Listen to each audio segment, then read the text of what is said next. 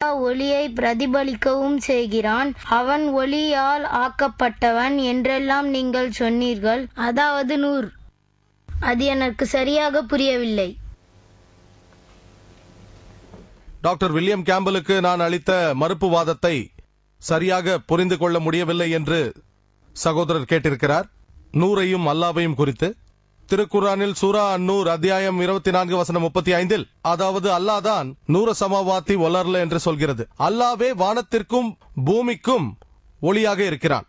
குரானில் வெளிச்சத்தின் அர்த்தம் அது பிரதிபலிக்கப்பட்ட வெளிச்சம் அல்லது இரவல் வெளிச்சம். அப்படியானால் அல்லாவும் இரவல் வெளிச்சம் தானா என்று கேட்கிறார். அந்த வசனத்தை தொடர்ந்து படித்தோமேயானால் உவமானமாக சுட்டிக்காட்டுகிறது. சுவரில் ஒரு மாடக்குழி, அந்த மாடக்குழியில் ஒரு விளக்கு, விளக்கிற்கு சொந்த வெளிச்சம் உள்ளது. அதாவது அல்லாவிற்கு அவனது சொந்த ஒளியும் இருக்கிறது. அந்த சொந்த ஒளி பிரதிபலிக்கப்படவும் செய்கிறது. அல்லாஹ் சுப்ஹானஹு வ தஆலாவின் ஒளி அவனாலேயே பிரதிபலிக்கவும் படுகிறது. இங்கிருக்கும் ஹாலோஜன் விளக்கு போல அதில் ஒரு குழல் இருக்கும். அந்த குழலுக்கு இடையில் இருக்கும் விளக்கை ஒரு வஹாஜ் அல்லது சிராஜ் அல்லது தியா என்று வைத்துக் கொள்ளுங்கள். மேலும் பிரதிபலிப்பு வெளிச்சம் முனீர் அல்லது நூர் ஆகும், அதாவது இரவல் வெளிச்சம். மேலும் இந்த வெளிச்சத்தின் தன்மை நீங்கள் நினைத்துக் கொண்டிருப்பது போல பௌதீக ரீதியானது அல்ல. அது அல்லாஹ் சுப்ஹானஹு வ தஆலாவின் ஆன்மீக பேரொளி ஆகும். ஆனால் டாக்டர் கேம்பலுக்கு பதிலளிக்க இந்த உதாரணத்தை சொன்னேன். எனக்கு 5 நிமிடங்கள் உள்ளது, அதை பயன்படுத்திக் கொள்ளப் போகிறேன். டாக்டர் வில்லியம் கேம்பல் நோவா அலைஹி வஸல்லம் பற்றி பேசினார். நான் பைபிளின் மீது உடன்பாட்டு அணுகுமுறையையும் குரானின் மீது முரண்பாட்டு அணுகுமுறையையும் பிரயோகிப்பவன். எப்படி சோதித்தாலும் அல்ஹம்துலில்லாஹ் குரான் சோதனையில் வெற்றி பெறும். ஒருவேளை டாக்டர் கேம்பலின் கருத்து உண்மை என்று நான் ஏற்றுக்கொள்கிறேன், அது சரிதான். மிக உயரமான மலைக்கு மேல் 15 அடி உயரம் என்றே வைத்துக் கொள்வோம். ஆனால் ஆதியாகமம் அதிகாரம் 7 வசனம் 19 20 சொல்லப்பட்டுள்ளது, முழு உலகமும் நீருக்கடியில் மூழ்கிவிட்டது என்கிறது.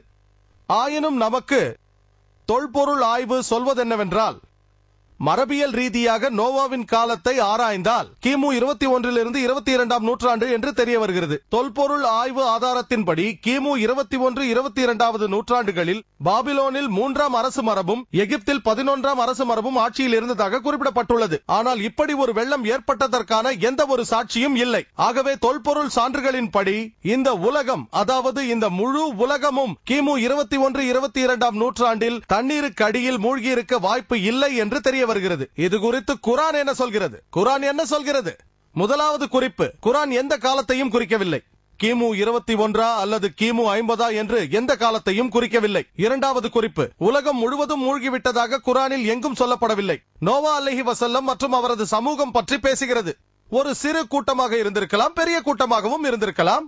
தொல்பொருள் ஆராய்ச்சி நமக்கு இன்று சொல்கிறது, ஆராய்ச்சியாளர்களும் சொல்கிறார்கள், உலகத்தின் ஒரு சில பகுதிகள் நீருக்கு அடியில் மூழ்கி இருந்திருக்கலாம், அதில் பிரச்சனை இல்லை என்கிறார்கள். மொத்த உலகமும் மூழ்க வாய்ப்பே இல்லை. ஆகவே அல்ஹம்துலில்லாஹ் குரான் நவீன தொல்பொருள் ஆராய்ச்சியோடு உடன்படுகிறது, பைபிள் முரண்படுகிறது. மேலும் ஆதியாகமம் அதிகாரம் 6 வசனங்கள் 15 16 படித்தால், எல்லாம் வல்ல இறைவன் நோவா அலைஹி வஸல்லமிடம் கப்பலை கட்டும்படி சொல்கிறார். அதன் நீளம் 30 முழம் நீளம், 50 முழ அகலம், மேலும் 30 முழ உயரம். முழம் என்பது 1.5 அடியாகும். சகோதரர் தவறாக சொல்லிவிட்டார், 1.5 அடியாகும்.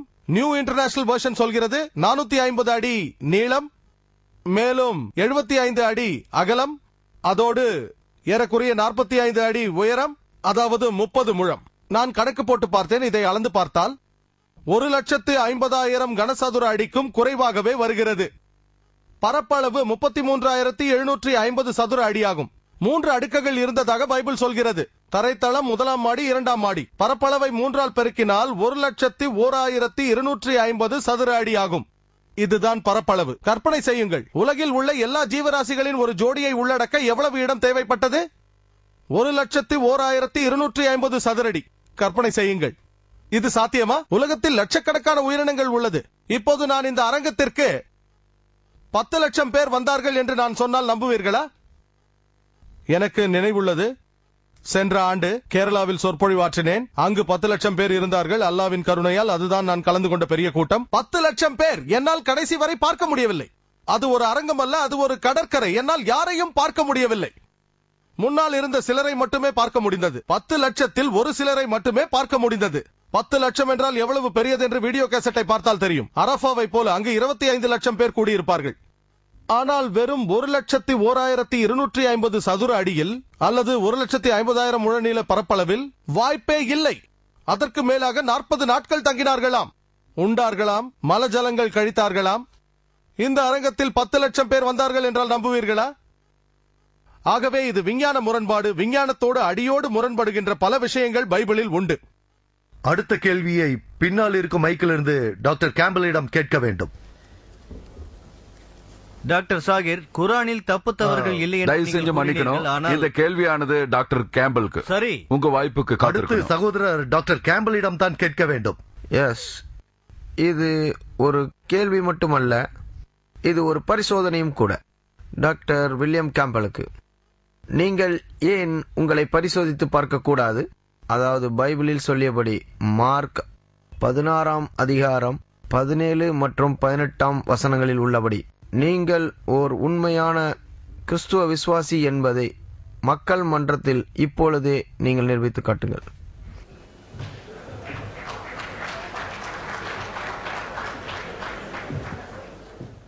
இந்த விஷயத்தில் டாக்டர் நாயக்கின் விளக்கத்தை நான் ஏற்றுக்கொள்ள மாட்டேன். தேவன் இயேசு அவர்களே தூண்டப்பட்டார். சாத்தான் சொன்னான், நீர் தேவனின் குமாரனாக இருந்தால் ஆலயத்திலிருந்து வெளியேறும் என்றான். இயேசு சொன்னார், உன்னுடைய தேவனை கர்த்தரை தூண்ட முடியாது. எனவே சரி, நான் நிச்சயமாக உங்கள் முன்னால் இந்த அற்புதத்தை செய்து காட்டுகிறேன் என்று சொன்னால் நான் கர்த்தரை தூண்டியவனாவேன். என் நண்பர் ஹேரி ரென்க்ளிஃப் அச்சோதனை மேற்கொள்வதாக சொன்னார். கொடுத்த வாக்கை நிறைவேற்றுவதற்காக கர்த்தர் மீது பொறுப்பை சாட்டிவிட்டு சென்றார். ஆனால் இது வித்தியாசமான சூழ்நிலை. நான் கர்த்தரை தூண்ட மாட்டேன். Thank you doctor Campbell. அடுத்த கேள்வி டாக்டர் ஜாகிர் நாயக்கிடம், பின்பக்கம் இருக்கும் சகோதரிகளிடமிருந்து. யார் அங்க உட்கார்ந்திருக்காங்களா? பின்பக்கம் இருக்கும் மைக்கில் இருந்து. பின்னாடி உட்கார்ந்திருக்கிற லேடிஸ் டாக்டர் நாய்க்கிடம் கேள்வி கேட்கலாம். சரி, என்னுடைய கேள்வி டாக்டர் ஜாகிர் நாய்க்கு. கிறிஸ்தவர்கள் கிறிஸ்தவ கோட்பாட்டை விஞ்ஞான ரீதியாக விளக்க இப்போது முற்பட்டிருக்கிறார்கள். தண்ணீரை உதாரணமாக காட்டுகிறார்கள். இதில் 3 நிலைப்பாடுகள்: திடம், திரவம், வாயு. அதாவது பனிக்கட்டி, தண்ணீர், நீராவி. அதுபோன்றே ஒரே கடவுள், அதுவே திருத்துவ கடவுள், பிதா, சுதன், பரிசுத்த ஆவி. இது விஞ்ஞான ரீதியாக எப்படி சரியாகும்? பதில் சொல்வதற்கு முன்னால் ஒன்று சொல்ல விரும்புகிறேன். தேவனை தூண்டக்கூடாது, தேவனை சோதிக்க கூடாது. இங்கு நாம் தேவனை சோதிக்கவில்லை, மனிதர்களை தான் சோதிக்கிறோம். தேவனை சோதிக்க கூடாது, இங்கு மனிதர்களை தான் சோதிக்கிறோம். தேவன் வாக்களிக்கிறார், உண்மையான விசுவாசி கொடிய விஷத்தை பருகினாலும் மரணம் அடைய மாட்டான் என்று. அவன் அந்நிய பாஷைகளில் பேசுவான் என்று. தேவன் சரியானவர் என்று தெரியும், அவரை சோதிக்கவில்லை. எல்லா விசுவாசிகளும் பேசுவதை அவர் பார்த்துக் கொள்வார். நீங்கள் விசுவாசியா இல்லையா என்று சோதிக்கிறோம்.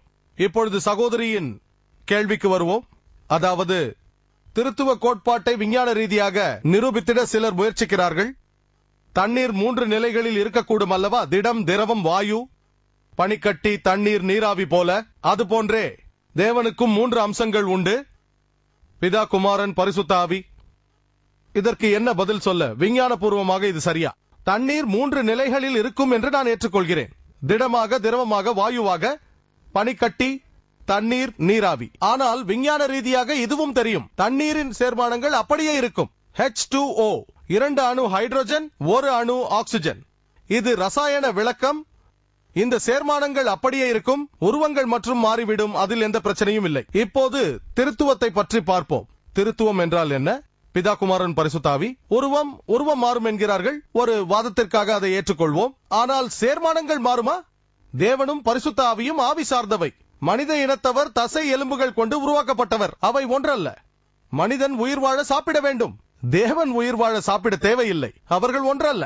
இதற்கு இயேசு கிறிஸ்து அலைஹி வஸல்லம் அவர்களே சாட்சியாக இருக்கிறார். லூக்கா சுவிசேஷம் அதிகாரம் 24 வசனங்கள் 36 39 வரை இயேசு சொல்கிறார், நான் தான் என்று அறியும்படி என் கைகளையும் கால்களையும் பாருங்கள், என்னை தொட்டு பாருங்கள். ஒரு ஆவிக்கு மாம்சமும் எலும்பும் இருக்காதென்றார். என் கைகளையும் என் கால்களையும் பாருங்கள் என்றார். என்னை தொட்டு பாருங்கள் என்றார். ஒரு ஆவிக்கு மாம்சமும் எலும்பும் இருக்காதென்றார். தன் கைகளை காட்டினார். அவர்கள் பார்த்தார்கள், சந்தோஷப்பட்டார்கள்.